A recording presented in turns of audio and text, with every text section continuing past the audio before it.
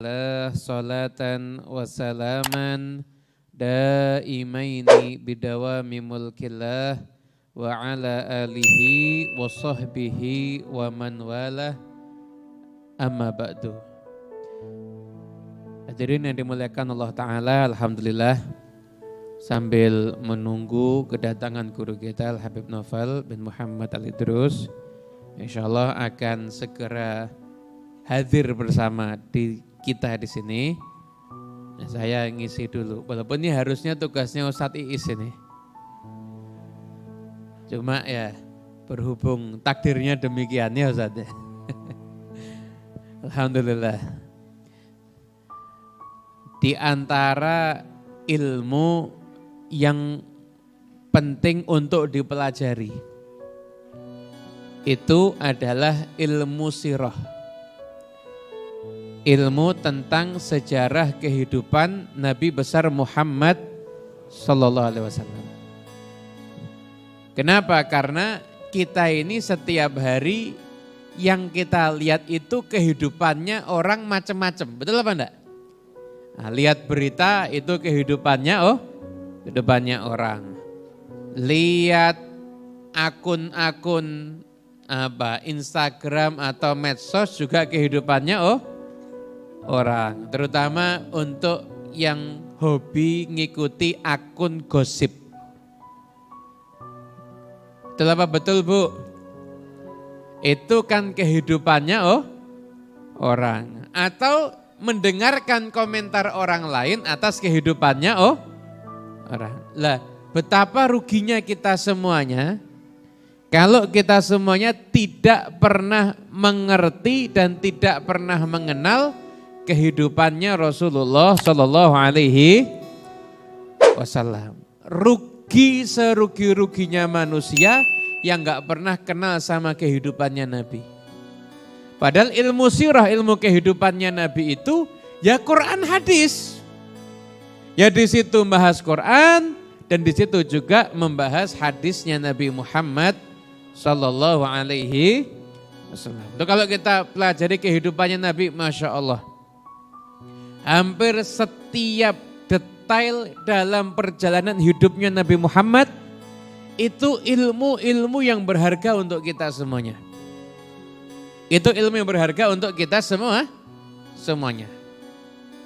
Paling enggak, saya akan membahas sedikit aja tentang kisah Fathu Makkah.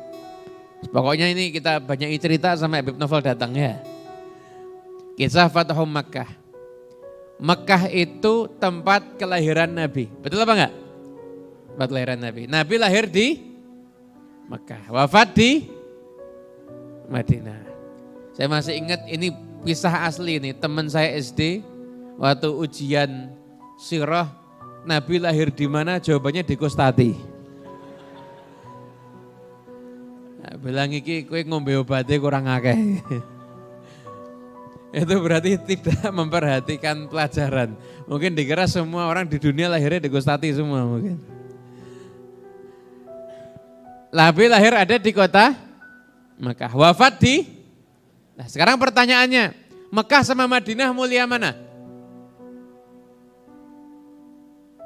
Mulia mana? Ini Anda tahu terus jawab atau ragu-ragu terus jawab? Kok jawabannya ngeremeng semuanya? Sama mulianya betul. Ini pertanyaan lebih mulia mana? Sebentar, dengerin dulu. Mekah ada kelahiran Nabi. Betul apa betul? Ada Ka'bah. Ka'bah itu ada di kota Mekah. Madinah, di situ ada jasadnya Nabi Muhammad Sallallahu Alaihi Wasallam. Maka kata para ulama itu membahas kesimpulan, macam-macam kesimpulannya. Tapi ada satu kesimpulan ulama yang paling saya senang. Ulama ini mengatakan, saya lupa namanya tapi dicari di kitab gampang ketemu insya Allah. Mekah sama Madinah secara umum, Mekah itu lebih mulia. Namun di Madinah bagian yang di situ ada jasadnya Nabi Muhammad maka itu lebih mulia dibandingkan semua tempat baik yang di bumi ataupun yang di langit. Yang paling mulia adalah tempat di situ ada jasadnya Nabi Muhammad SAW. Nah, karena itu jangan menyepelekan Madinah. Oh, Madinah itu luar biasa. Ini kadang-kadang orang kalau mau umroh atau haji itu kan kadang-kadang mau menentukan. Misalnya umroh ya. Ini berapa hari Mekah, berapa hari Madinah. Itu kalau ada yang lebih lama di Madinah, loh kenapa kok di Madinahnya lebih lama? Harusnya kan di Mekah dan lain sebagainya. Dua-duanya sama-sama di Mekah lama bagus, tapi di Madinah lama, oh jangan dikira nggak bagus. Anda tidak mungkin bisa umroh kecuali jasanya orang yang dimakamkan di Madinah. Anda nggak tahu umroh, bahkan Anda tidak kenal Allah kalau bukan karena jasanya orang yang ada di Madinah, yaitu Rasulullah Sallallahu Alaihi Wasallam. Karena itu, kalau Anda insya Allah semuanya segera berangkat umroh insya Allah. Wah, aminnya semangat kabul insya Allah. Insya Allah berangkat umroh bareng sama saya semuanya insya Allah. Saya tunggu di bandara tapi. Bandara Madinah sana. Ada ongkosnya bayar sendiri. Hadirin yang dimuliakan Allah Ta'ala. Jadi itu kalau Anda umrah, Madinah itu juga mulia. Kenapa? Karena di situ kita berziarah ke makam Rasulullah Sallallahu Alaihi Wasallam. Nah itu sama-sama mulia. Tapi Nabi lahir di Mekah. Kemudian Nabi wafat ada di kota Madinah. Penduduk Mekah itu mengganggu Nabi, kemudian berbuat buruk kepada Nabi yang luar biasa, hingga Nabi harus hijrah meninggalkan kota Mekah. Nabi keluar dari Mekah itu posisinya adalah orang-orang yang lemah itu yang bersama dengan Nabi Muhammad. Orang-orang yang lemah. Dengan Nabi, bahkan ada yang keluarnya sembunyi. Bahkan Nabi pun juga keluarnya sembunyi. Yang keluar terang-terangan cuma Sayyidina Umar. Sayyidina Umar itu keluarnya update status dulu. Sayyidina Umar itu buat pengumuman ketika mau hijrah itu buat pengumuman. Keliling kota Mekah ditunjuk semua ini wajah-wajah celaka semuanya. Mencaci maki itu, saya mau hijrah. Yang mau menghalangi saya hijrah, besok saya tunggu di belakang bukit ini. Silakan. Yang pengen ibunya nangis karena anaknya mati, atau pengen istrinya nangis karena jadi janda, atau pengen anaknya jadi yatim, besok saya tunggu di belakang bukit ini. Besok satu pun gak ada yang muncul. Itu ada belasan atau agak 20 lebih orang yang hijrahnya ikut nebeng sama Sayyidina Umar. Kenapa? Paling aman. Gak ada yang ganggu. Yang lain diganggu, dihalangi dan lain sebagainya. Tapi Nabi Muhammad SAW itu hijrah sembunyi. Ada hikmah juga di situ. Kenapa? Karena Nabi itu musyarri'. Nabi itu adalah semua yang dilakukan sama Nabi itu syariat. Nah, kalau Nabi hijrahnya juga terang-terangan, kesian sahabat yang hijrahnya sembunyi. Ibarat sahabat yang hijrahnya sembunyi-sembunyi, bisa lihat Nabi, oh Nabi sembunyi, saya pun juga. Nah, intinya akhirnya waktu berjalan, Nabi Muhammad ada perjanjian dengan orang-orang Mekah. Namanya perjanjian Hudaibiyah. Kapan itu? 6 tahun setelah hijrahnya Nabi. Anda harus tahu, masa semua piala dunia semuanya apal tuh pemain-pemain idolanya. Lahir di mana, berkarir di mana aja ngerti kok. Ya kan? Lahir di mana aja ngerti. Ini dulu main di klub ini, terus pindah ke sini. Harga transfernya ngerti. Mending kalau dapat persenan. Aduh nggak dapat sama sekali. Ada saat sejarah Nabi harus tahu. 6 tahun setelah hijrahnya Nabi Shallallahu Alaihi Wasallam itu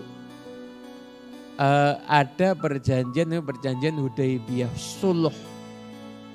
Perjanjian itu namanya sulhun, itu perjanjian. Bahasa Arabnya perjanjian itu damai, itu sulhun. perjanjian damai. Tapi perjanjian yang merugikan umat Islam. Kenapa? Karena yang sudah berangkat Mekah Madinah itu paling cepat itu 5-6 hari, 7 hari itu kurang lebih. Udah berangkat di perjalanan lama, ternyata mau masuk Mekah enggak boleh, suruh balik tahun depan. Menyakitkan hati kan? Padahal enggak mau perang. Balik tahun depan cuma boleh 3 hari enggak bawa peralatan perang. Setelah itu, kalau ada orang Mekah masuk Islam, tidak dapat izin dari walinya, Nabi Muhammad yang di Madinah harus mengembalikan orang itu. Namun kalau orang yang di Madinah murtad, dia keluar dari Islam kembali ke Mekah, maka Nabi Muhammad tidak harus mengembalikan. Orang Mekah tidak harus mengembalikan. Kan gak adil ini. Yang masuk Islam harus dipulangkan, yang dia itu murtad tidak harus dikembalikan ke kota Madinah. Itu begitu perjanjian, Sayyidina Ali kayak, ya Rasulullah ini saya tulis. Nabi tulis. Sayyidina Umar kaget. Ya Rasulullah. Sampai karena kagetnya ya, Sayyidina Umar itu sangat cinta sama Nabi. Enggak, bela Nabi itu luar biasa.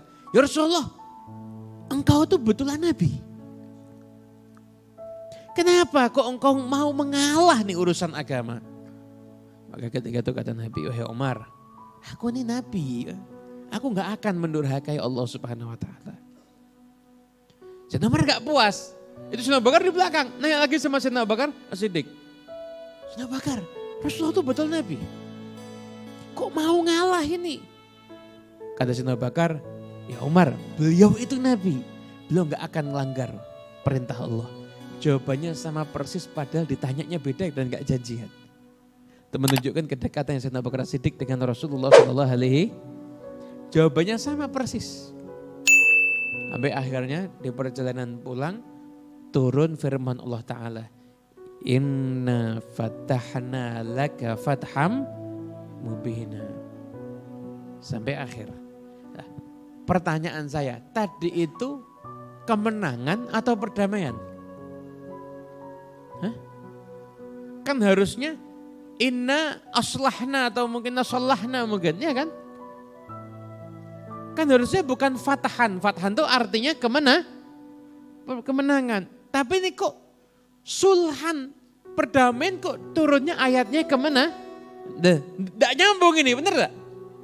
Aktivitasnya apa? Perdamaian. Turun ayatnya apa? Kemenangan.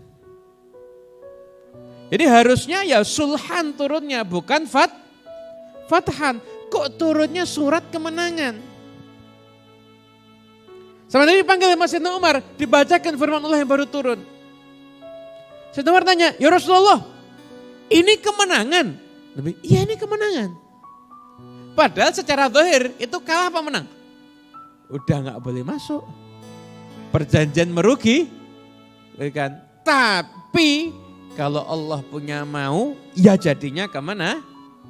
Ternyata orang Quraisy melanggar janji. Enggak sampai 2 tahun orang Quraisy itu melanggar janji. Akhirnya setelah itu Nabi Muhammad SAW, kira novel surah kaget aku. Coba ente. Bayar tapi.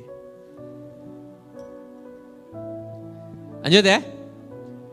Jadi aktivitasnya apa? Suluh. Tapi ayatnya fatah, kemenangan. Tidak nyambung ini. Sayyidina Umar ketika dengar itu, ya Rasulullah, ini kemenangan. Apa kata Nabi? Iya ini kemenangan. Kemudian setelah itu, 2 tahun orang kafir Quraisy melanggar janji. Jadi ketika itu perjanjian, siapapun yang mau ikut kaum muslimin terikat perjanjian. Maka yang ikut namanya suku Khuza'ah. Ikut perjanjian. Setelah itu, orang kafir Quraisy yang ikut perjanjian namanya Bani Bakar. Nah, Bani Bakar ini musuhan sama Khuza'ah, perang. 2 tahun kemudian Bani Bakar menyerang Khuza'ah dibantu sama orang Quraisy. Kabar sampai ke Nabi, kemudian setelah itu maka Nabi SAW bawa pasukan 10.000. 10.000 pasukan. 10.000 pasukan itu kalau umat Islam ya luar biasa. Berangkat ke kota Mekah. Doanya Nabi apa? Ya Allah, tutup penglihatan pendengaran orang Mekah sehingga jangan sampai tahu kami kecuali tahunya dadaan.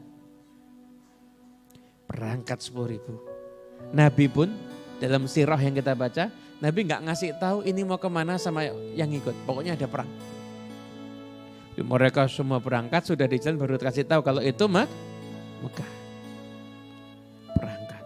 Nah, ketika Nabi sudah merancang rahasia itu, ada salah seorang sahabat yang karena uzur, mungkin karena kondisi, dia mau melaporkan perjalanan Nabi ini sama orang Mekah. Dia buat surat, dititipkan sama satu orang perempuan, bawa ke kota Mekah. Di perjalanan perempuan itu Nabi tahu, ngomong sama Sayyidina Ali, sama beberapa sahabat, itu ada perempuan di tempat namanya Raudhah, itu dia bawa suratnya kamu ambil. Maka langsung Sayyidina Ali bergegas ke sana, sampai sana betul ada perempuan. Kemudian setelah itu, Sayyidina Ali, mana suratnya yang kamu bawa? Saya nggak bawa surat kok. Ya kalau kamu nggak mau ngaku terpaksa saya geledah nanti. Takut dikasihkan suratnya, dibawa ke Nabi, ternyata sahabat Nabi namanya Hatib bin Abi Balta'ah, itu yang ngirim surat itu ngasih tahu orang Mekah. Sama Nabi dipanggil. Itu sahabat ada yang marah, Rasulullah ini orang munafik, penggal aja lehernya. Nabi jangan. Setelah itu tanya Nabi, kenapa? Ya Rasulullah, ini sahabatmu yang lain punya kerabat di Mekah yang akan melindungi keluarganya, aku nggak punya. Maka aku ngirim surat itu agar orang Mekah menghargai jasaku dan nanti akan melindungi aku dan keluargaku yang ada di sana. Dan setelah itu kata Nabi, nah, dimaafkan sama Nabi. Dan Umar bilang, Rasulullah ini perlu dieksekusi ini. Kata Nabi, jangan. Ini ikut perang Badar. Bayangkan diangkat jasanya sama Nabi. Ini ikut perang Badar. Nah, hampir orang-orang yang ikut perang Badar itu Allah Ta'ala mengatakan pada mereka, lakukan apapun juga Allah akan mengampuni kamu. Itu. Akhirnya setelah itu berangkatlah pasukan itu sampai di dekat kota Mekah. Kan sembunyi-sembunyi kan? Gak ada yang tahu. Berangkat. Sampai sudah di satu tempat begitu. Pas malam itu Abu Sufyan, ini cerita sebenarnya panjang. Abu Sufyan sudah sempat ngelobi ke Madinah, minta perjanjian dipanjangkan tapi ditolak sama Nabi. Abu Sufyan itu pas jalan-jalan keluar kota Mekah. Jadi Anda bayangkan, pertama kali yang tahu itu tuh Abu Sufyan. Abu Sufyan lihat pasukan segitu banyaknya, kaget, apa ini? Enggak lama Abbas bin Abdul Muthalib paman Nabi datang bawa kendaraannya Nabi, tunggangannya Nabi. Nah, ini apa ini? Ini Muhammad. Lah kalau Mekah diserang segini banyaknya, hancur kota Mekah. Kata Abbas, ya kamu ikut saya menghadap Muhammad. Saya menghadap Muhammad sekarang ini, ya mati saya. Ini semuanya tahu kalau saya musuh. Kata Abbas, ya kamu bonceng saya aja. Saya akan pakai tunggangannya Nabi, nggak akan ada yang ganggu. Mungkin dengan sudah malam dulu kan nggak pakai ada lampu-lampu begitu ya kan. Mungkin nggak ada yang lihat. Jalan bonceng Abbas Abu Sufyan. Di tengah jalan masuk ke tempatnya kaum muslimin. Itu Abu Sufyan ya mesti ketakutan kan. Itu semua orang yang lihat nggak ada yang curiga. Kecuali satu. Siapa kira-kira yang nemukan? Sayyidina Umar. Sayyidina Umar bin Khattab. Abbas berangkat sendiri. Pulang kok bawa orang. Dia perhatikan sama Sayyidina Umar. Lihat, loh Abu Sufyan. Dicegat sama Sayyidina Umar. Ini Rasul Kufri. Bukan cuma orang kafir lagi, mbahnya kafir ini. Ini musuhnya Nabi ini. Nah, ini harus saya bunuh ini. Kata Abbas, loh saya udah ngelindungi dia. Enggak bisa, yang bisa ngelindungi dia cuma Nabi. Oh bukan Nabi, enggak saya terima. Wah, akhirnya cepet-cepetan masuk ke kemah Nabi, Sayyidina Umar juga masuk. Belum sempat ngomong, Sayyidina Umar ngomong, ya Rasulullah, sama Allah kita di segala puji bagi Allah. Ini musuh kita digiring ke sini, kita nggak usah pakai susah apa ya. Maksudnya mau langsung disikat sama Sayyidina Umar. Sudah di depan mata ini. Kata Abu Rasulullah, saya melindungi dia. Saya yang akan melindungi dia. Kata Nabi bilang sama Sayyidina Umar, biarkan Umar. Setelah itu Nabi nanya sama Abu Sufyan, belum tiba saatnya kau ini mengakui tiada Tuhan selain Allah. Jawabannya Abu Sufyan, ya pasti kalau memang ada Tuhan selain Allah, pasti Tuhan itu sudah membela saya. Tapi kan saya tidak dibela ternyata. Saya sudah kalah, ini posisi Abu Sufyan ini udah kalah. Nasib antara hidup dan mati. Ini Abu Sufyan kalau dibunuh hukumnya apa? Halal enggak? Saat itu dibunuh hukumnya halal enggak?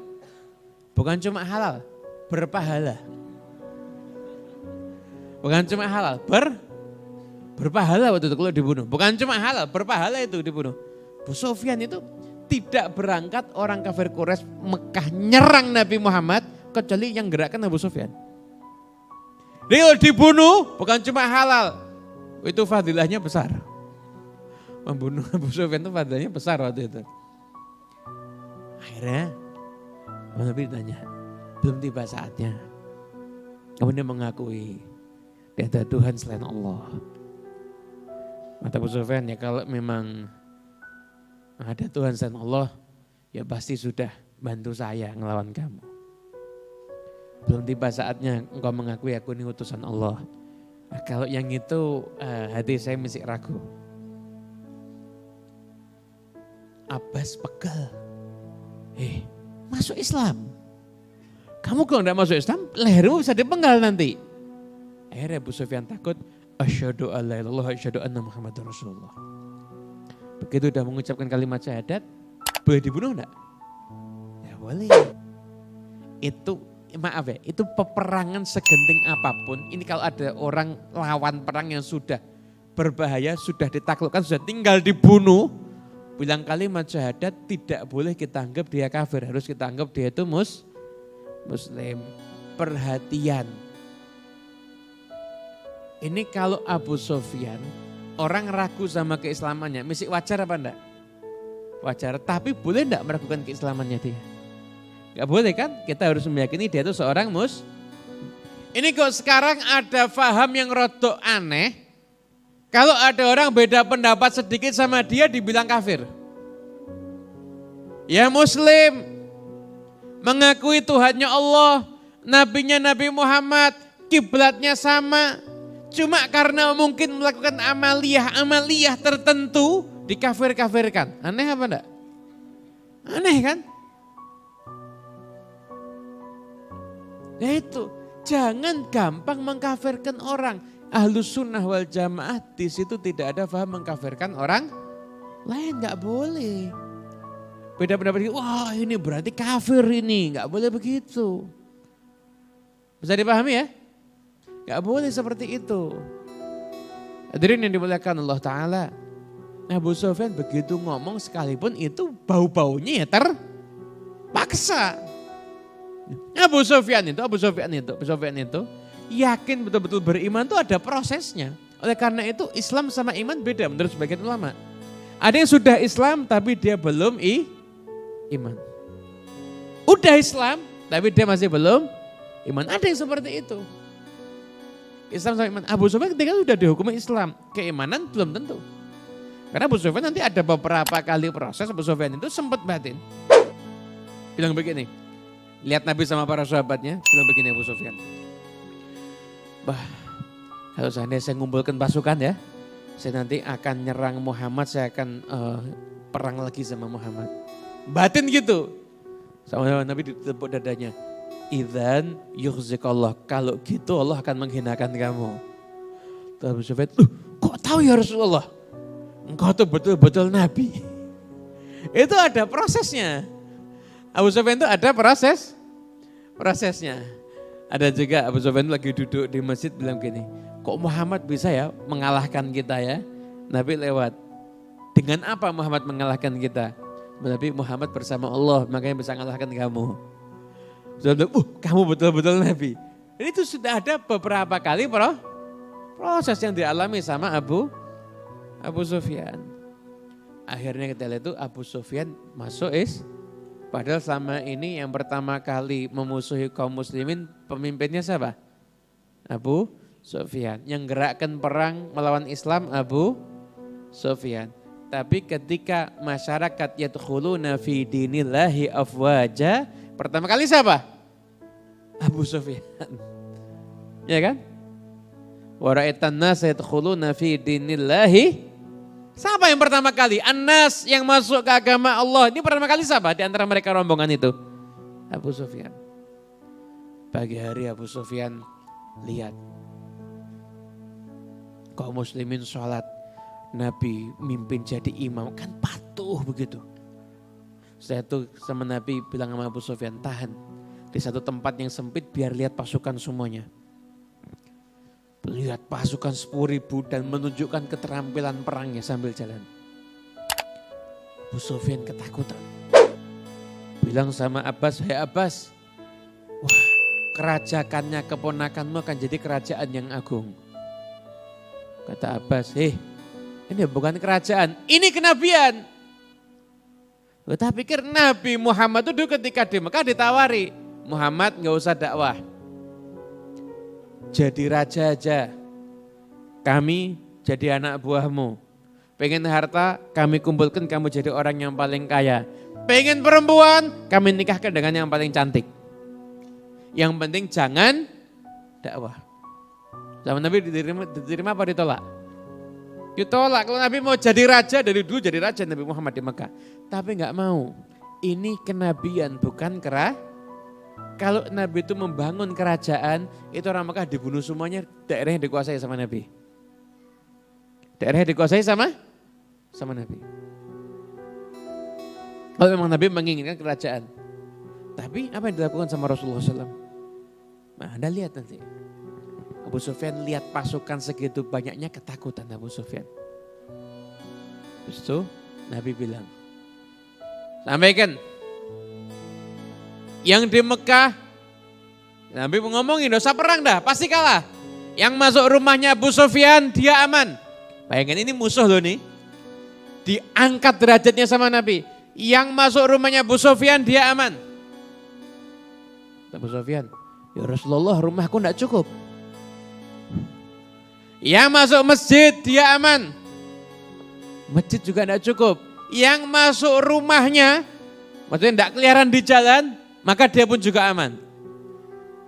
Wah, Abu Sufyan langsung, Nabi itu perjalanan kan 10.000 orang kan lambat ya. Abu Sufyan dengan cepat masuk ke Mekah. Di Mekah pas orang-orang mau ngumpul, mau musyawarah, membahas bagaimana kelanjutan kaum muslimin sama orang Mekah baru misi rapat, Nabi Muhammad sudah dekat situ. Abu Sufyan datang, kata Abu Sufyan, nggak usah pakai rapat-rapat sudah. Muhammad sudah datang sama pasukannya. Ini baru mau rapat orang Mekah, baru mau rapat. Sudah datang, dan tidak bisa terkalahkan. Terus gimana? Beliau sudah menyampaikan, Abu Sufyan tidak ngomong sudah masuk Islam. Beliau menyampaikan, yang masuk rumahku dia aman. Rumahmu gak cukup. Kayak omongannya Abu Sufyan tadi. Yang masuk masjid dia aman, masjid juga tidak cukup. Yang masuk rumahnya dia aman. Jadi setelah itu akhirnya yang di situ tidak ngelawan, tidak bisa ngelawan, sudah kalah kita.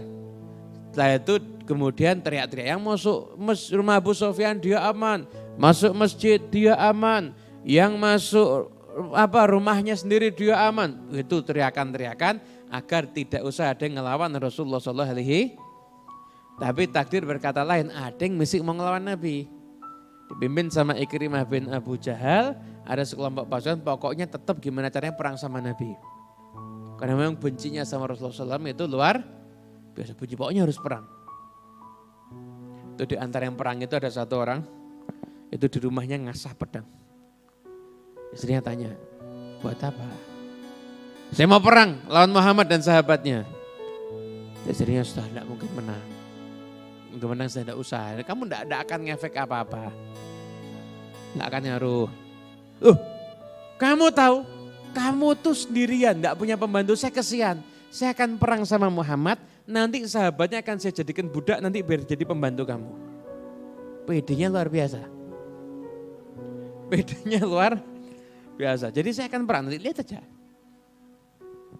Akhirnya setelah itu keluar ikut sama rombongannya Ikrimah. Ikut sama rombongannya Ikrimah, dia ikut begitu lihat yang mimpin yang diserang sama Ikrimah Khalid bin Walid. Sebentar 14 orang mati. Padahal perang itu orang mati itu lama. Baru sebentar 14 orang sudah mati. Akhirnya ini orang langsung lari pulang ke rumah, kunci, masuk kamar. Istrinya tanya, pembantunya mana?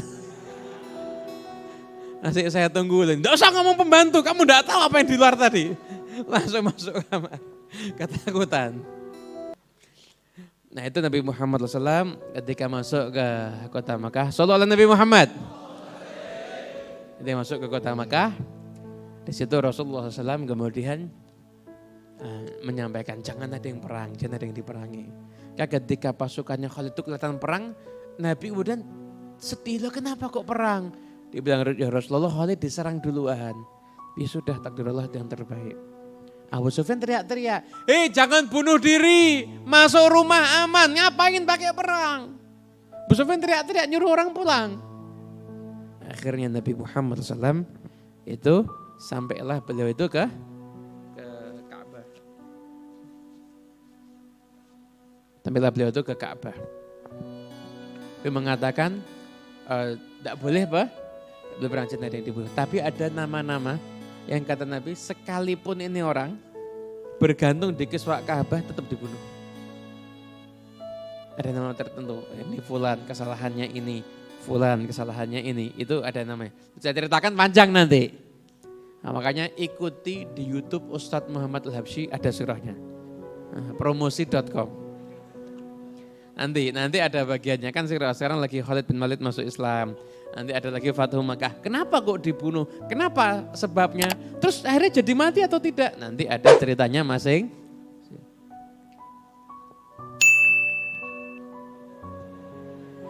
Wah, ini gemeter ini.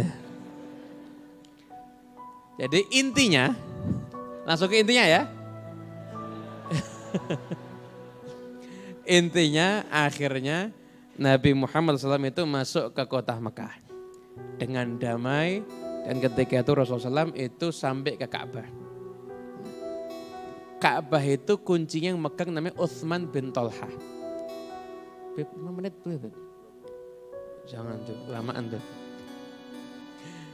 Utsman bin Tolha itu yang pegang kuncinya Ka'bah, Utsman bin Tolha. Nabi ngomong sama Sayyidina Ali, ambil kunci dari Utsman bin Tolha, kunci Ka'bah. Sayyidina Ali ke sana, keluarganya enggak mau ngasih. Pemegang kunci Ka'bah itu pangkat tinggi di Mekah. Enggak boleh ini. Karena Nabi ini yang kata Sayyidina Ali, ini yang ngurus sudah bukan kamu lagi. Mana? Ambil. Diambil kunci sama Sayyidina Ali. Ketika Nabi Muhammad SAW itu buka Ka'bah, masuk ke dalam, Utsman bin Tolha dipanggil. Sama Nabi diingatkan terhadap suatu kejadian. Jadi dulu ketika Nabi dakwah di Mekah, Utsman bin Tolha itu diajak masuk Islam. Tapi nolak. Saya enggak mau ikut kamu, saya mau ikut orang-orang tua saya dulu. Ya udah. Setelah itu Ka'bah itu dibuka setiap hari Senin sama Kamis. Waktu Nabi mau masuk Ka'bah, dibuka sama Utsman bin Tolha, dilarang sama Utsman bin Tolha. Enggak boleh. Kamu enggak boleh masuk ke dalam Ka'bah. Yang lain boleh, kenapa saya enggak boleh? Pokoknya kamu enggak boleh. Dikata-katain, dan ketika itu Nabi Muhammad bersabar, tapi Nabi mengatakan, suatu saat kunci ini akan saya pegang. Kunci ini akan saya pegang, saya bebas mengasih pada siapapun. Kata Utsman, enggak mungkin. Kalau sampai itu terjadi, berarti itu hari kehancurannya Quraisy. Enggak. Kalau itu terjadi, itu hari dimuliakannya Quraisy. Ketika Nabi sudah megang kunci Ka'bah, Nabi masuk. Kemudian yang disembah-sembah itu dihancurkan sama Nabi dengan disenggol pakai tongkat, langsung jatuh. Utsman bin Tolha dipanggil. Nabi diingatkan, ingat tak? Kunci yang megang sekarang siapa? Nabi Muhammad SAW. Ingat tak? Ini bukan hari kehancuran Quraisy kan? Setelah itu apa yang dilakukan sama Nabi? Kuncinya diserahkan pada Utsman bin Talha.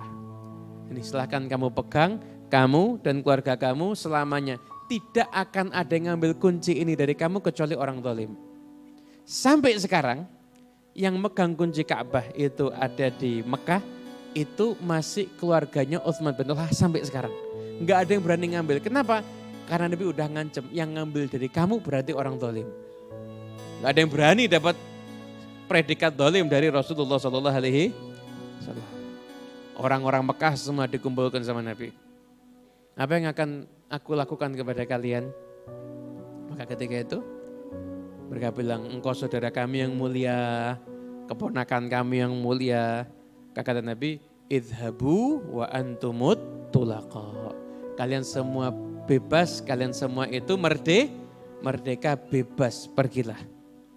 Padahal ketika mereka sudah menyerah kepada Nabi Muhammad, berarti Mekah dan seisinya dan orang-orangnya itu menjadi ada di kekuasaan Nabi. Mau dibunuh semuanya bisa, dijual semuanya bisa, tapi sama Nabi dibebaskan dan dimaafkan. Barulah ketika itu wa ra'aitan nasa yadkhuluna fi dinillahi wajah berbondong-bondong orang masuk ke dalam agama Islam. Cukup sekian kisahnya, semoga bermanfaat. Wa'alafu minkum. Wassalamualaikum warahmatullahi wabarakatuh.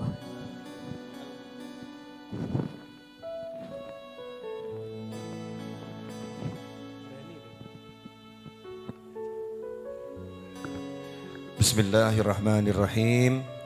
Alhamdulillahi rabbil alamin. Allahumma salli wa sallim ala sayyidina Muhammadin miftahi babi rahmatillah adada ma fi ilmillah salatan wa salaman daimain bidawami mulkillah wa ala alihi wa sahbihi.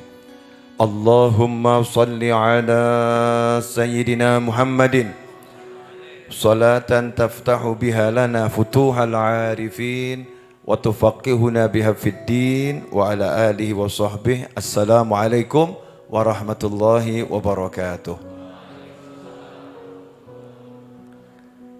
Pertama-tama saya ucapkan selamat datang kepada peserta santri weekend. Ya, para peserta santri weekend. Alhamdulillah sudah berada di tengah-tengah Majlis Ar-Raudhah dan Ponpes Ar-Raudhah dalam keadaan sehat walafiat. Mudah-mudahan keikutsertaan antum bawa manfaat dunia akhirah. Ya, untuk diri, keluarga, sahabat, tetangga, nusa dan bangsa. Amin Allahumma amin. Nah, malam hari ini saya mau menggarisbawahi apa yang tadi disampaikan oleh Habib Muhammad bin Husain Al-Habsyi. Semoga tambah ganteng, tambah sehat, tambah senang, ya, tambah taat, tambah ilmu, dan tambah semua kebaikannya. Amin Allahumma amin. Panjang umur fi kulli dzalik. Amin. Tadi dikatakan ketika Nabi Muhammad SAW sudah menguasai Mekah, ya, salah satu yang dilakukan oleh Nabi Muhammad SAW adalah membersihkan Ka'bah. Ya, membersihkan Ka'bah. Ka'bah itu bersih, bukan kotor ya.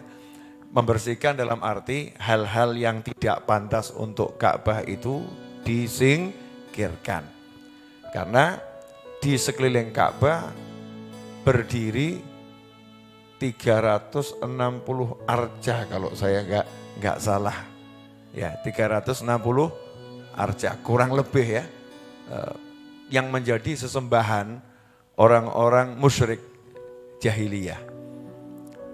Pertanyaannya begini, ketika melihat arca-arca itu, dahulu saat sebelum Nabi Muhammad SAW hijrah ke Madinah, masih di Mekah, pertanyaannya, pernah enggak Nabi SAW sholat di depan Ka'bah, di sekelilingnya ada arca?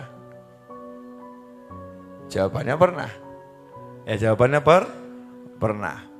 Pernahkah Nabi Muhammad SAW kemudian datang ke Ka'bah menghancurkan arca-arca yang ada saat itu? Enggak pernah. Ya, ini satu hal yang menarik untuk dikaji ya. Kenapa Nabi Muhammad SAW ketika berada di Mekah sebelum hijrah, kenapa tidak menghancurkan patung-patung yang disembah di sekeliling Ka'bah? Tidak kemudian bergegas dan berteriak, aku Rasulullah, ini kemusyrikan, hancurkan. Enggak berteriak semacam itu dan tidak berkata mati enggak jadi masalah, yang penting membela agama Allah. Enggak berkata demikian. Tetapi Nabi Muhammad SAW bergerak secara sistematis, ya, bergerak dengan tujuan yang pasti. Tujuannya adalah Ka'bah harus bersih dari segala kemusyrikan dan tidak tergesa-gesa, ya, berusaha membuat manusianya berubah, kemudian nanti Ka'bahnya dibersihkan. Tujuannya itu. Caranya dengan cara yang indah, waktunya tidak terbatas, penuh dengan kesabaran. Saat masih ada arcanya, Nabi Muhammad SAW sholat, bukan nyembah arca. Ya, sholat nyembah Allah persis di depan Ka'bah, kebetulan ada arca. Nah, ini yang perlu diketahui oleh para da'i. Kita ini para da'i kalau berada di suatu wilayah di mana di situ masih ada kemungkaran, ya jangan kemudian menggunakan hawa nafsu, ya, untuk membasmi kemungkaran. Mungkin kita berlagak ini amar ma'ruf nahi mungkar. Mungkin. Tapi apakah betul itu amar ma'ruf nahi mungkar? Atau justru kita lagi mengumbar nafsu untuk melampiaskannya dalam bentuk membasmi kemungkaran, tapi dengan nafsu, yaitu dengan kemungkaran. Ini juga sesuatu yang salah. Ya, sesuatu yang tidak benar. Karena itu Rasul bersabda SAW, man ra'a minkum munkaran falyughayyirhu biyadihi fa in lam yastati' fa biqalbihi bilisanihi, ya. Fa in lam yastati' fa biqalbihi fadzalika adhaful iman, atau kama qala sallallahu. Man ra'a minkum munkaran falyughayyirhu biyadihi fa in lam yastati' fa bilisanihi wa in lam yastati' fa biqalbihi, atau kama qala sallallahu. Dalam sebuah riwayat disebutkan maknanya, nanti bisa dicek tes haditsnya yang betul, ya. Ini tadi saya membaca bil makna. Siapa di antara kalian yang melihat kemungkaran, hendaknya dia berupaya merubah kemungkaran itu dengan tangannya. Kalau enggak mampu dengan lisannya. Kalau enggak mampu dengan hatinya. Dan itulah iman yang terlemah. Sebagian menerjemahkan gitu. Nanti ada versi yang lain. Kita bahas versi itu dulu, ya. Melihat kemungkaran, rubahlah dengan tangan. Dengan tangan ini menurut penjelasan Imam Ghazali rahimahullah, dengan tangan artinya seseorang yang diberi kekuasaan oleh Allah Subhanahu wa ta'ala. Ya, misalnya negara merubah kemungkaran dengan menggunakan hukum yang berlaku dan menggunakan aparat hukum, maka itu dikatakan merubah kemungkaran dengan menggunakan tangan. Bukan mukulin orang, bukan hajar orang, ya bukan merusak dan lain sebagainya. Bukan itu maknanya, ya maknanya bukan itu. Kemudian kalau ternyata enggak punya kekuasaan, ya enggak punya kekuasaan. Contoh begini, kekuasaan seorang ayah kan kepada anaknya, suami pada istrinya, betul ya?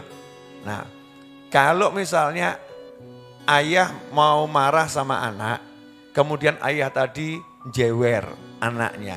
Lihat anaknya main-main maghrib, disuruh masuk enggak mau, ngeyel, kemudian dicewer, ayo masuk. Boleh atau enggak boleh? Boleh, selama itu enggak melukai, ya, sama enggak melukai. Kenapa? Karena anaknya di bawah kekuasaannya. Tapi kalau anak tetangga, maghrib, jangan keluyuran di luar, nekat. Terus kamu pegang jewer, masukkan ke rumahnya. Kira-kira bagaimana? Geger atau enggak geger? Geger. Karena bukan wilayahnya, bukan kekuasaannya. Nah, itu di antara mana kekuasaan. Nah, termasuk negara dengan hukum dan aparatnya. Ini punya peran dalam membasmi kemungkaran. Kemudian kalau ternyata kita nggak punya kekuasaan, seperti tadi, oh anak tetangga bukan anak saya. Fabilisan nih, nasihatin, pakai ilmu. Fabilisan nih kata Imam Ghazali menggunakan ilmu, bukan menggunakan kalimat.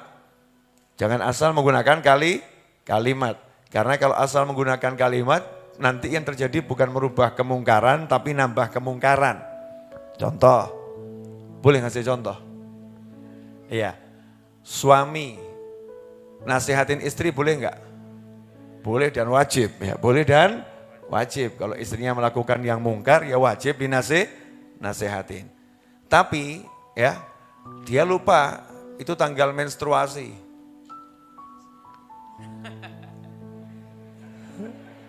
Paham Be Muhammad? Tanggal menstruasi. Ibu-ibu paham ya Bu ya? Nah, wanita kalau lagi menstruasi biasanya cenderung perasa atau enggak perasa? Ya, perasa itu bahasa halusnya. Bahasa internasionalnya sensitif. Ya, bahasa kampungnya baperan. Ya, sensitif. Bahasa kampungnya baperan. Nah, kalau enggak punya ilmu ini, ya cuman mengandalkan lisan, tapi enggak punya ilmu. Lihat istrinya, misal maghrib nonton televisi. Suami kan punya kuasa nih ya, melarang istri. Matikan televisinya. Ini kalau itu tanggal menstruasi dan istrinya baperan, yang terjadi kemungkaran yang baru apa? Melawan suami. Mau apa kamu? Dibesarkan teman. Mau apa kamu? Saya mau nanya, yang terjadi apa ini? Kemungkaran yang lebih parah atau kemungkaran yang biasa? Lebih parah, nonton TV-nya enggak seberapa. Melawan suami ini luar biasa. Kenapa? Karena yang menggunakan lisan enggak pakai ilmu. Maka kata Imam Ghazali, fabilisan nih dengan lisan yaitu dengan ilmu. Caranya misalnya, ya istri kok lagi nonton televisi maghrib, ya jangan matikan televisinya, nggak usah, ke depan saja pegang istrinya jedetkan. Nah, terus kamu pergi ke belakang, ya nggak ketahuan, ini kok lampu mati ya, pulsa habis atau gimana ya? Gaya aja begitu kan, nggak mungkin marah kan dia ya, iya ya kok lampunya mati ya, mulai kamu menjadi pahlawan ke depan, oh ada yang konslet kelihatannya, cetet, nyalakanlah lagi. Setelah itu kamu samperin kecup keningnya. Nah, setelah itu yuk sholat jamaah yuk. Kira-kira nolak atau ikut? Nolak, wong dia menstruasi. Nolak, wong dia lagi menstruasi. Mas lupa ya mas, aku lagi mens. Oh iya lupa, kan semangatku semangat jamaah sama kamu. Iya. Di dunia pun aku susah meninggalkanmu, apalagi bertemu Tuhan, tak mungkin kamu kutinggalkan. Masya Allah, kelepek-kelepek nundung blak. Nah itu namanya pakai ilmu. Kadang-kadang ini orang enggak cuma pakai mulut, tapi enggak pakai ilmu. Dia enggak merubah kemungkaran, tapi menimbulkan kemungkaran yang lebih besar. Menimbulkan kemungkaran yang lebih besar. Kalau ternyata jatahnya ilmu enggak punya. Enggak punya ini ilmunya. Terus pakai apa? Biqalbi. Hati yang enggak suka, kemudian doa sungguh-sungguh. Allahumma, tolong sadarkan dia. Dengan kesungguhan hati. Itu nanti akan membuahkan sesuatu. Seperti siapa? Ashabul Kahfi. 7 atau berapa pemuda yang tidur di gua. Ya, meninggalkan suatu negara karena pemerintahan dan masyarakatnya semuanya ini rusak, melakukan kemaksiatan yang luar biasa. Modal lisan juga enggak bisa, kekuasaan enggak bisa, punyanya hati. Maka pergi meninggalkan wilayahnya itu, entah kampung, entah desa, entah kerajaan tersebut. Dia pergi meninggalkan kampungnya dengan hati yang enggak suka. Hati yang enggak suka, yang seperti itu minta sama Allah Ta'ala. Ya Allah, beri petunjuk kepada kami. Jadikan urusan kami ini menang, lurus dan lain sebagainya. Tidur 309 tahun, bangun-bangun selesai masalahnya. Cita-citanya terwujud. Berkat apa? Biqalbi. Nah, Termasuk ini yang dilakukan Nabi Muhammad SAW. Gak tergesa-gesa. Seperti tadi, ini saya kan cuma mengutip beliau tadi. Udah pegang kuncinya Ka'bah, Nabi SAW ketika dilarang masuk Ka'bah, ketika diusir gak boleh masuk Ka'bah, Rasulullah SAW gak marah-marah. Gak kemudian, ayo duel ayo, menang siapa kamu? Siapa kamu? Kamu gak kenal aku ya. Gak begitu. Tapi mengatakan, nanti suatu saat aku yang akan pegang kunci ini. Muncul semangat.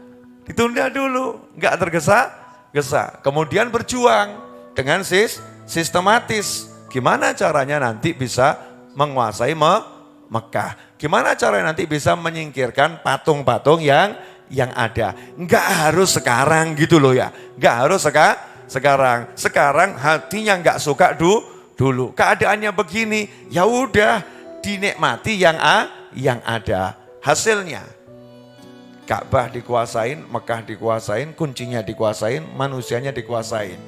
Apakah Nabi kita Muhammad SAW kemudian petenteng dan menunjukkan pada kafir Quraisy atau kafir-kafir yang lain musyrikin saat itu dengan mengangkat tongkatnya, ini sesembahan kalian ya, ini sesembahan kalian, nih, tung, dihancurkan begitu? Enggak, itu lebih saudara-saudara. Ngapain ya kok selebih itu? Enggak. Ternyata dalam riwayat yang saya baca dan Habib Muhammad juga baca, Nabi Muhammad SAW itu hanya menyentuhkan ya tongkatnya itu ke patung dengan niat, ya niatnya ini untuk membasmi, menyingkirkan. Disentuh pelan, satu roboh, 360 ikut roboh, jatuh semuanya. Kenapa begitu? Karena ini orang-orang musyrik mau diambil hatinya agar masuk Islam, dan sebagian baru masuk Islam.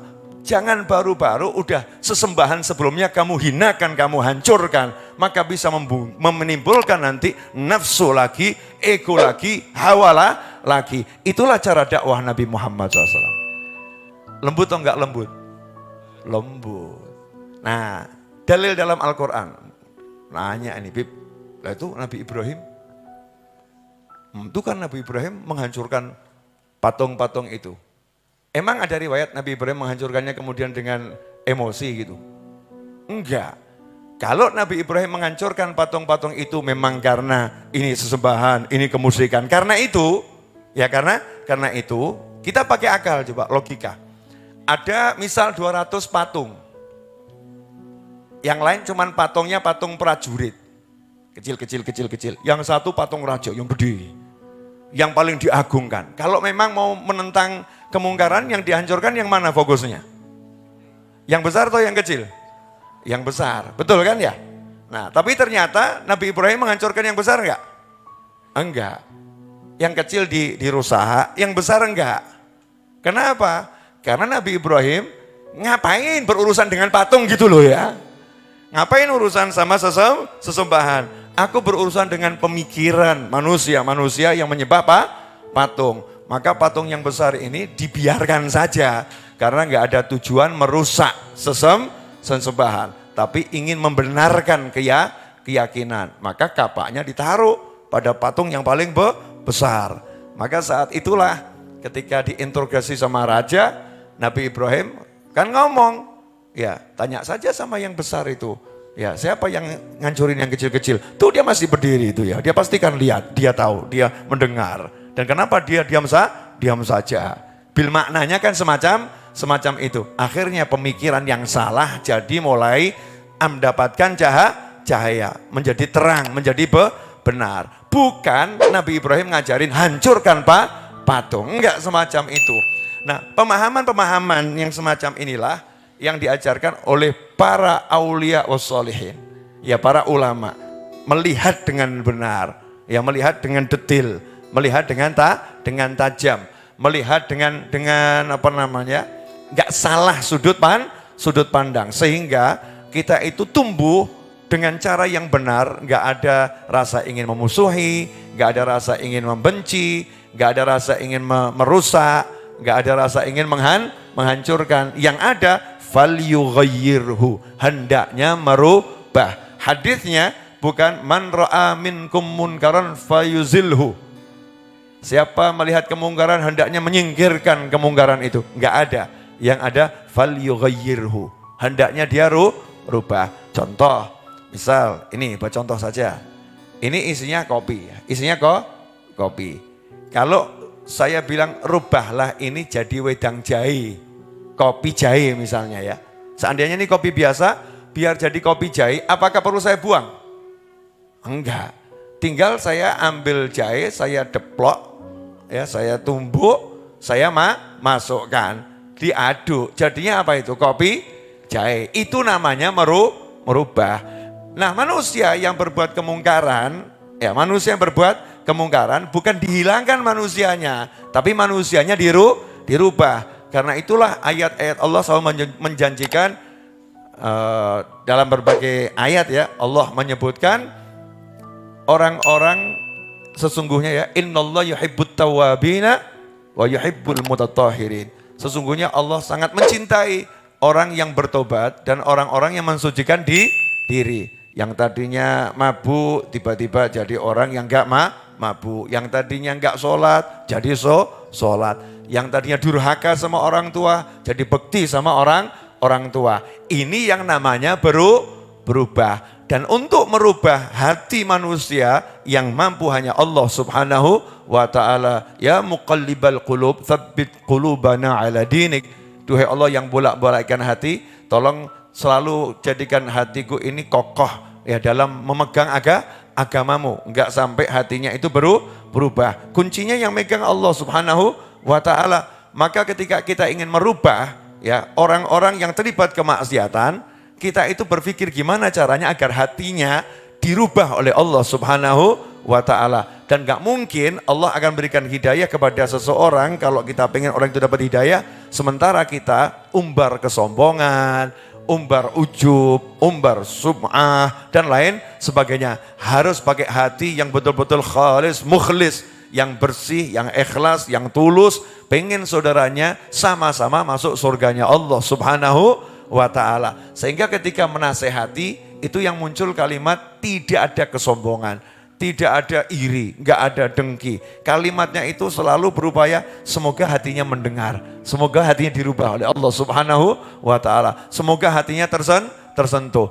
Sehingga apa? Manusia ini kalau udah berubah, Allah katakan ulaika, mereka adalah orang-orang yang catatan keburukannya dirubah oleh Allah Ta'ala menjadi catatan kebaikan.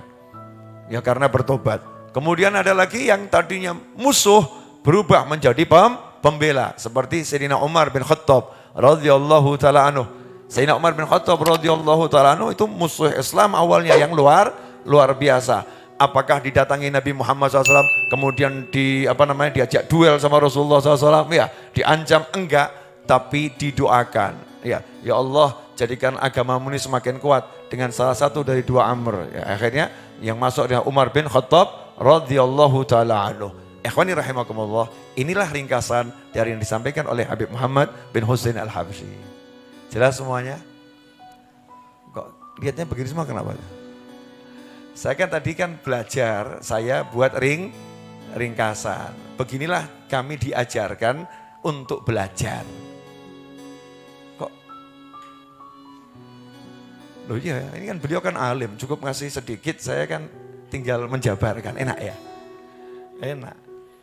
Nah sekarang ini enggak, kadang-kadang kita ini hawa nafsunya luar biasa, egonya luar biasa, petanteng-petenteng, ikut pengajian, pulang ke rumah seakan-akan udah jadi orang paling alim, istrinya dilabrak.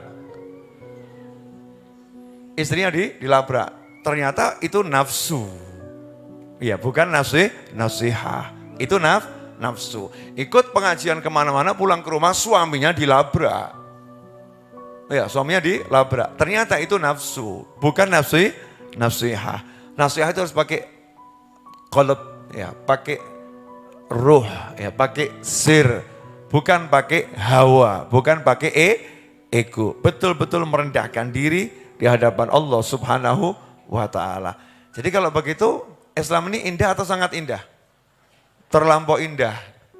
Ya terlampau indah. Seperti yang saya sampaikan semalam di Sanga-Sanga.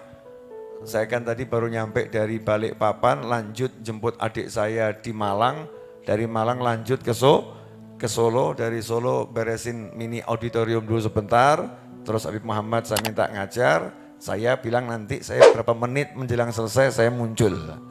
Saya muncul. Disangka-sangka kan saya bawakan kisah tentang Majusi yang punya tetangga Sufi. Majusi punya tetangga Sufi. Apa yang dilakukan Sufi tadi ketika Majusinya dapat musibah? Majusi itu nyembah api, gak nanggung-nanggung ya, nyembahnya api.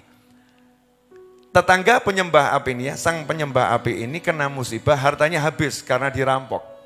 Jadi pesan barang, barangnya di tengah jalan dirampok, habis. Sufi dengar seperti itu apa ngucap? Alhamdulillah. Memang orang yang gak iman sama Allah layak dapat demikian. Apa ngomong begitu? Apa disuruh ikut bersenang-senang dengan musibah yang diterima orang lain? Enggak. Tapi Sufi ini hari itu pengajiannya diliburkan. Bilang sama muridnya, pengajian libur, yuk jenguk tetangga saya. Karena seorang tetangga itu punya hak sebagai tetangga. Maka didatangi sama Sufinya, ketuk pintu, singkat cerita ketemu, ya tetangganya juga kaget. Kok kesini kan jamnya pengajian, kok justru kesini kenapa? Kami datang pengen membantu. Apa yang bisa kami bantu? Lawang kamu nih barusan kehabisan harta, kamu kerampokan. Jawabannya tetangganya mengejutkan. Ya kalau dia bilang ya puji syukur gitu ya. Yang hilang itu cuman harta saya. Agama saya enggak hilang. Kata Sufinya, catat ini. Ini ilmu ini. Dah ini ilmu lebih dari pengajian kita biasanya ilmu. Kalimat ini ilmu betul loh ya. Jadi harta hilang enggak jadi masalah. Yang penting agama enggak hilang. Betul kan ya? Kalau banyak di antara kita nggak sadar, agama hilang nggak jadi masalah. Yang penting harta jangan sampai hilang. Betul. Allah melarang menipu, ya daripada kehilangan harta lebih baik kita menipu. Allah perintahkan kita jaga sholat 5 waktu daripada kehilangan job, daripada kehilangan jabatan, daripada kehilangan kedudukan di perusahaan. Sholat zuhur asar hilang nggak jadi masalah karena harus nemenin bos. Ini kalau sampai saya sholat nanti bosnya marah, rela kehilangan sholat hanya demi berapa rupiah. Nah ini ternyata kalah sama si Majusi tadi. Agamaku gak hilang, jadi harta hilang gak jadi masalah. Singkat cerita akhirnya Majusi itu masuk Islam. Di akhir cerita itu Majusinya masuk Islam. Yang pengen saya petik di sini loh. Ini kan indah sekali ya. Tetangganya kena musibah, dia gak tanya agamamu apa, enggak. Rasulullah mengajarkan tetangga yang gak iman sama Allah itu punya hak sebagai tetangga untuk ditolong, untuk disayang, ya, untuk dibela ketika dia butuh pembelaan, untuk dilindungi ketika dia butuh perlindungan. Maka ketika tetangga yang gak iman sama Allah dan Nabi Muhammad SAW, tetangga yang musyrik ini menyembah api tersebut, Majusi ini datang nggak kemudian Sufi ini datang nggak kemudian mengatakan rasain lu kamu musyrik makanya kamu kena musibah dan lain sebagainya. Dan sekarang sungguh mengerikan ketika ada saudara-saudara kita seagama seorang muslim kena musibah justru kita hina dia dan kita nggak tolong dia. Memang kamu seperti itu, layak kamu kena itu, layak kamu kena itu, layak kamu kena itu. Sementara kita nggak nolong saudara kita. Seharusnya kepada yang non muslim pun kita nggak nanya agamanya, tapi kita bantu atas musibahnya, apalagi kepada sesama muslim. Pernah enggak nyukurin temennya? Pantes dia itu. Pantes. Kenapa? Kemarin tuh dia ngata-ngatain saya. Sekarang ketabrak patah kakinya itu. Ada enggak yang pernah mirip-mirip gitu? Jadi senang dengan musibah yang menimpa orang lain. Na'udzubillah min dzalik. Itu tugasnya yang kena musibah, bukan tugas kita. Yang kena musibah tugasnya introspeksi. Oh mungkin gara-gara saya mencaci dia, saya maki dia, saya enggak sholat, ini saya kena musibah. Itu tugasnya orang yang kena musibah. Tugasnya yang enggak kena adalah nolong dia. Kalau dia kena musibah kamu tolong, jangan kamu komentari, jangan kamu hakimi, kamu jangan jadi Tuhan. Tuhan adalah Allah, la ilaha illallah, Muhammadur Rasulullah SAW. Mudah-mudahan yang sedikit ini membuat saya dan antum semakin paham. Clear semuanya? Udah cukup.